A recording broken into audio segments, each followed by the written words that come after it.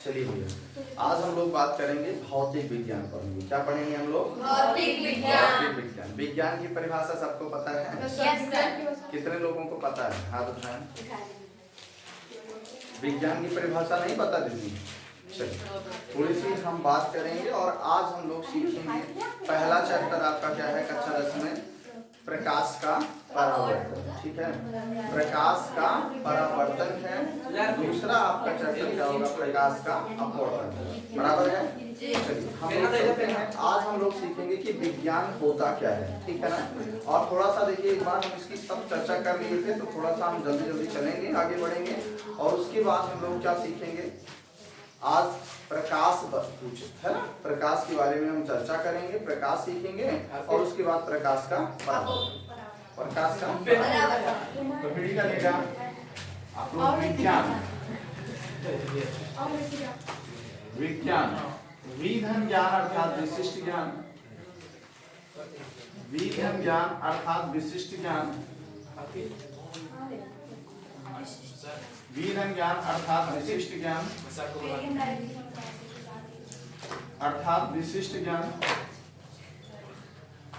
हाँ भैया, ठीक है। विधन ज्ञान अर्थात विशिष्ट ज्ञान। साइंस SSCI ENC विज्ञान। विधन ज्ञान अर्थात विशिष्ट ज्ञान। ठीक है, निरीक्षण व परीक्षण के आधार पर किसी वस्तु के बारे में क्रमबद्ध सुव्यवस्थित एवं सुसंगठित ज्ञान विज्ञान कहलाता है। एक बात ध्यान से सुनिएगा। देखो यहाँ पर एक शब्द क्यों आया कि निरीक्षण व परीक्षण के आधार पर आया ना? जी सर। अच्छा बताओ, देखो आप लोग कोई चीज बनाते हो, जैसे दीदी लोग हैं घर में बढ़िया से मैगी बनाई ना, कभी कभी बढ़िया पास्ता कोई बनाई, तो वहां पर क्या हो रहा था कि आप दीदी बना रही थी तो उस समय मम्मी निरीक्षण करते हैं, देखिए सही बनावत कि नहीं, निरीक्षण कर रही थी, उस समय देख रही थी बना रही है, लापरवाही कर रही है। नमक ज्यादा कहीं नहीं। हमारी बात ध्यान से इधर देखो, बन रहा था उस समय तो निरीक्षण हो रहा था, लेकिन जब उसके बाद बन के तैयार हुआ तो परीक्षण करने के लिए क्या आ गया? भैया आ गए, लाओ जल्दी जल्दी जल्दी चेक करी तुम से, है ना, कि उसका परीक्षण किए। परीक्षण करने के बाद लगा टेस्ट कुछ है ना, हमारी बात समझ में आई, तो अब वहां छोड़ दो। परीक्षण समझ में आया, निरीक्षण समझ में आया। जब आप क्लास में परीक्षा देते हैं तो उस समय क्या होता है? वहां पर क्या होता है? निरीक्षण होता है। वहां निरीक्षण किया गया पहले कि आप नकल तो नहीं कर रहे हैं, फिर उसके बाद परीक्षण होता है। उसका परीक्षण कब होता है? जब आपने कॉपी जमा कर दी तो उसका परीक्षण क्या करता है? वो अध्यापक कॉपी चेक करता है, तो उसका क्या हुआ? परीक्षण हुआ तो देखा गया कि 100 में से आप 100 पाए हैं, ये 100 में से 99 पाए हैं, 96 पाए हैं। ठीक है, और एक चीज और, वो क्रमबद्ध तरीके से निरीक्षण करता है, एक एक सवाल पर बिंदुओं पर वो चर्चा करते हुए तब वो आगे बढ़ते हुए देखता है, सुव्यवस्थित तरीके से देखता है, कहीं कोई गलती तो नहीं है। नंबर वो देगा आपको, पहले चेक करके तब नंबर आपको देगा। समझ में आ गया? तो निरीक्षण व परीक्षण के आधार पर, किसके आधार पर? पहले निरीक्षण और परीक्षण के आधार पर किसी वस्तु के बारे में, निरीक्षण व परीक्षण के आधार पर किसी वस्तु के बारे में क्रमबद्ध सुव्यवस्थित एवं सुसंगठित ज्ञान विज्ञान कहलाता है। निरीक्षण व परीक्षण के आधार पर किसी वस्तु के बारे में क्रमबद्ध सुव्यवस्थित एवं सुसंगठित ज्ञान विज्ञान कहलाता है। तो हम क्या कहेंगे? निरीक्षण व परीक्षण के आधार पर, परिभाषा क्या होगी इसकी? निरीक्षण व परीक्षण के आधार पर, निरीक्षण व परीक्षण के आधार पर, निरीक्षण व परीक्षण के आधार पर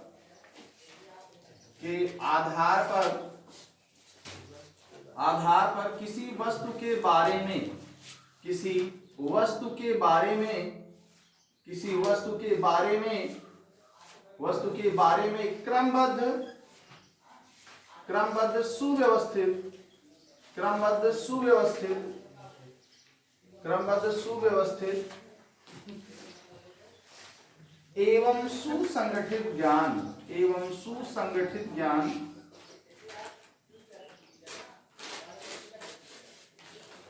ज्ञान विज्ञान कहलाता है।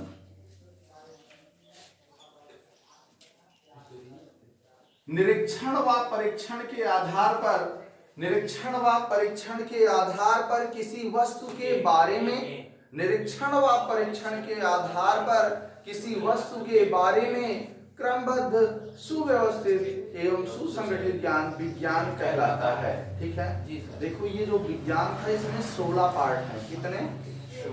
लेकिन हम 16 पार्ट के बारे में नहीं जानेंगे, जिसमें गणित भी आता है, सामाजिक विज्ञान आता है, आपका भौतिक विज्ञान, रसायन विज्ञान, जीव विज्ञान, समझ में बात आ रही है ना? जितने गणित के पार्ट है सब आते हैं। ठीक है ना? तो उसमें 16 पार्ट है, लेकिन हमको जो मुख्य 3 पढ़ने हैं विज्ञान में, 3 शाखाओं के बारे में अध्ययन करना है। तो विज्ञान जो हमारा है साइंस,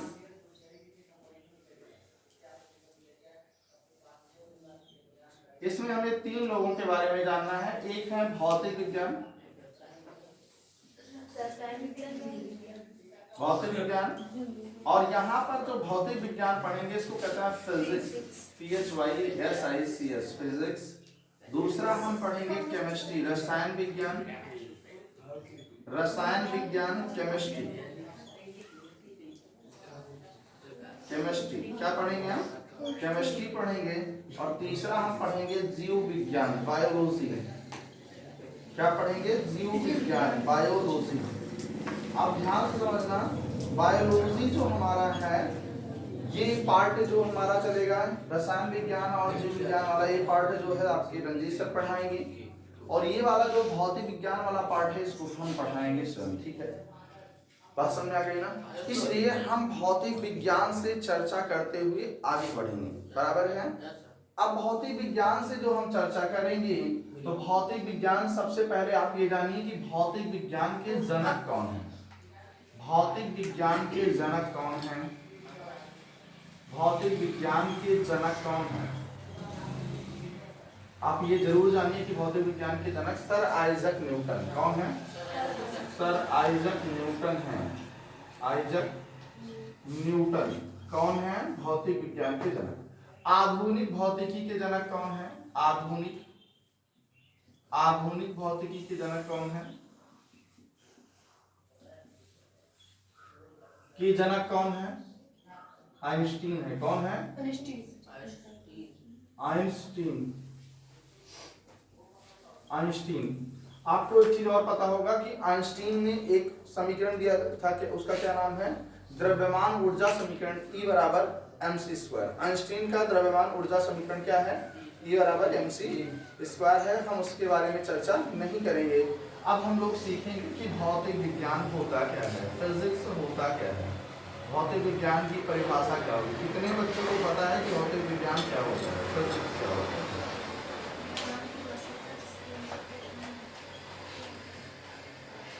चलिए, किसी को पता है क्या? नहीं पता? चलिए, भौतिक विज्ञान विज्ञान की वह शाखा है। किसकी शाखा है? विज्ञान की वह शाखा है जिसके अंतर्गत, ध्यान से सुनिएगा सब लोग, भौतिक विज्ञान विज्ञान की वह शाखा है जिसके अंतर्गत द्रव्य एवं ऊर्जा के बीच अन्योन्य का मतलब हो गया अनेक प्रकार की क्रियाओं का अध्ययन किया जाता है, भौतिक विज्ञान कहलाता है। क्लियर हुआ? भौतिक विज्ञान विज्ञान की वह शाखा है, भौतिक विज्ञान विज्ञान की वह शाखा है जिसके अंतर्गत द्रव्य एवं ऊर्जा के बीच अन्योन्य क्रियाओं का अध्ययन किया जाता है। अन्योन्य का मतलब हुआ अनेक प्रकार की क्रियाओं का अध्ययन किया जाता है, भौतिक विज्ञान कहलाता है। क्लियर हुआ मेरे भैया? तो हम लिखेंगे यहाँ पर भौतिक विज्ञान विज्ञान की वह शाखा है, भौतिक विज्ञान विज्ञान की वह शाखा है, विज्ञान की वह शाखा है, विज्ञान की वह शाखा है, भौतिक विज्ञान विज्ञान की वह शाखा है जिसके अंतर्गत द्रव्य एवं ऊर्जा के बीच, द्रव्य एवं ऊर्जा के बीच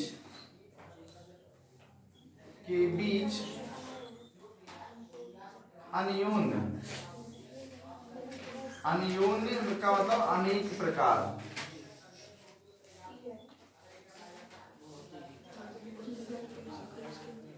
क्रियाओं का अध्ययन किया जाता है, अन्योन्य क्रियाओं का अनेक प्रकार की लिख लीजिएगा। अन्योन्य का मतलब अनेक प्रकार की क्रियाओं का अध्ययन किया जाता है, अध्ययन किया जाता है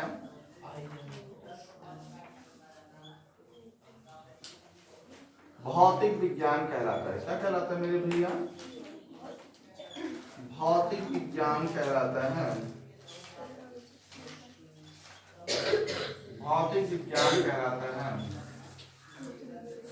भौतिक विज्ञान विज्ञान की वह शाखा है, भौतिक विज्ञान विज्ञान की वह शाखा है जिसके अंतर्गत द्रव्य एवं ऊर्जा के बीच अन्योन्य क्रियाओं का अध्ययन किया जाता है, भौतिक विज्ञान कहलाता है। भौतिक विज्ञान विज्ञान की वह शाखा है जिसके अंतर्गत द्रव्य एवं ऊर्जा के बीच अन्योन्य क्रियाओं का अध्ययन किया जाता है, भौतिक विज्ञान कहलाता है। मेरे भैया समझ में आया सबको? अब ध्यान से आगे देखिएगा। यहाँ पर अगर हम बात करते हैं, जब आप किसी से भौतिक विज्ञान पूछेगा, वो बताओगे ना, तो वहां पे आपसे पूछ सकता है, यहाँ दो शब्द आया, देखो, एक आया है द्रव्य। क्या आया है? द्रव्य। एक शब्द आया है द्रव्य, एक आया है ऊर्जा। देखो, दो शब्द तो बहुत जरूरी है जानना। यहाँ अन्योन्य शब्द आया था, तो इसके बारे में आप समझ गए, अनेक प्रकार की, ठीक है ना। तो यहाँ पर देखो, द्रव्य क्या है, कोई पूछे तो आप क्या बताओगे कि भाई द्रव्य जो होता है क्या होता है? ऐसी कोई वस्तु, ऐसी कोई वस्तु जो स्थान घेरती है, ऐसी कोई वस्तु जो स्थान घेरती है, जिसका कुछ भार होता है, जिसका कुछ भार होता है, तथा हम अपनी ज्ञानेंद्रियों से उनका अनुभव करते हैं, द्रव्य कहलाते हैं। ज्ञानेंद्रियों का मतलब आप समझ रहे हैं, हाथ है ना, आंखों से देखोगे तभी तो पहचानोगे ना। बोलो, क्लियर है कि नहीं? जी सर। आंखों से देखेंगे, हाँ, आंख से देखोगे, कान से सुनोगे, है ना, नाक से सूंघोगे उसको, कोई चीज है, तभी तो बताते हो हाँ ये वस्तु ये है, इसकी महक आ रही है कि नहीं? मुझसे बोलेंगे कैसे? हाँ, तो ये चीजें आपको जानना है। तो देखो, यहाँ पर समझो ध्यान से। तो यहाँ पर हमने क्या कहा कि द्रव्य क्या है? ऐसी कोई वस्तु जो स्थान घेरती है, जिसका कुछ भार होता है, तथा हम अपनी ज्ञानेंद्रियों से उनका अनुभव करते हैं। क्या कहलाती हैं? द्रव्य कहलाती हैं। मेरे भैया समझ में आ गया? तो हम लिखेंगे, मीटिंग डालेंगे द्रव्य की, ठीक है। द्रव्य, देखो यहाँ पर हम चेक करेंगे द्रव्य क्या है, ठीक है। मैटर,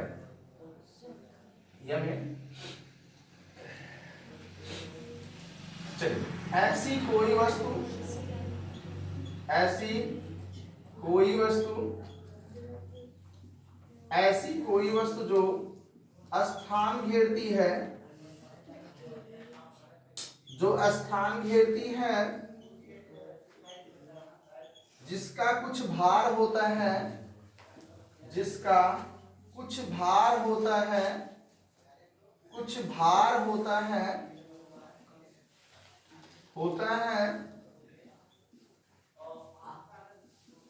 ठीक है। ऐसी कोई वस्तु जो स्थान घेरती है, जिसका कुछ भार होता है, तथा हम अपनी ज्ञानेंद्रियों से, तथा हम अपनी ज्ञानेंद्रियों से, अपनी ज्ञानेंद्रियों से, ज्ञानेंद्रियों से,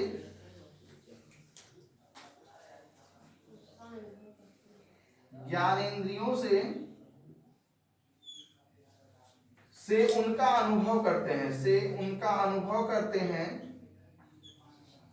ज्ञानेंद्रियों से उनका अनुभव करते हैं, अनुभव करते हैं, द्रव्य कहलाती हैं, द्रव्य कहलाती हैं। क्लियर हो गया? देखो, ऐसी कोई वस्तु जो स्थान घेरती है, जिसका कुछ भार होता है, ठीक है, जिसका कुछ भार होता है, तथा हम अपनी ज्ञानेंद्रियों से उनका अनुभव करते हैं, द्रव्य कहलाती हैं, ठीक है।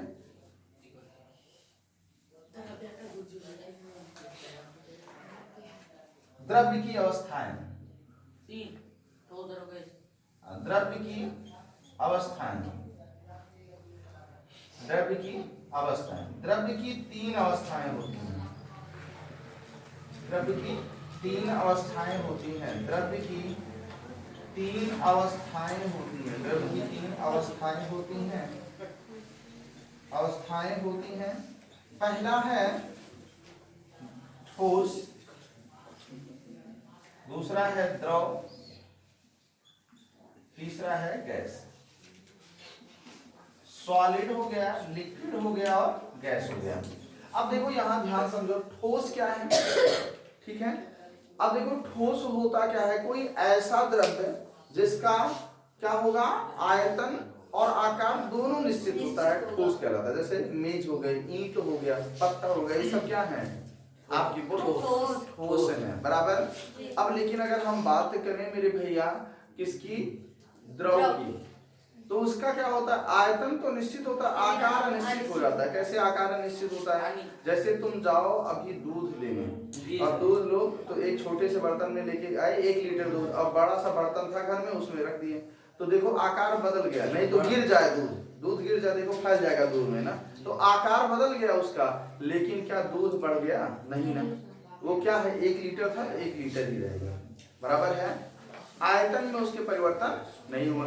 लेकिन एक बात बताओ मेरे भैया, अगर हम बात करें दूसरे की, ठीक है, गैस की, ना तो उसका आयतन होता है ना तो उसका आकार, समझ आ गई ना, उसका आयतन गैस का नहीं होता है। क्लियर हो गया ना, उसका कोई शेप नहीं है जिसका हम क्या निकाल लें, आयतन। तो आयतन आकार दोनों अनिश्चित होते हैं, निश्चित नहीं होते हैं। जैसे अभी एक बात देखो, गैस यहाँ पे मान लीजिए किचन में आपके लीक कर रही है गैस, तुरंत पता चल जाता है, तो बाहर बैठे हो, अरे मम्मी गैस निकल रही है, महक रही है यहाँ तक, है कि नहीं। आप उसका अनुभव कर लेते हो ना, सुनकर, है कि नहीं, नाक से सूंघते हो तभी तो बताते हो हाँ गैस है। जी सर, बोलो क्लियर। तो फिर यहाँ पर बात करते हैं हम ठोस द्रव गैस की। अब इसमें आगे नहीं जाएंगे, यहीं पर इसको ब्रेक कर देंगे। आगे हम बात करेंगे ऊर्जा क्या होती है, एनर्जी क्या है, ऊर्जा। एनर्जी क्या होती है, ऊर्जा क्या है, किसी कार्य को करने की क्षमता को, उस वस्तु की ऊर्जा कहते हैं। क्लियर, उस वस्तु की ऊर्जा कहलाती है। किसी कार्य को करने की, किसी कार्य को करने की, किसी कार्य को करने की, किसी कार्य को करने की, किसी कार्य को करने की जो क्षमता होती है, जो क्षमता होती है, जो क्षमता होती है, उस वस्तु की, उस वस्तु की ऊर्जा कहलाती है।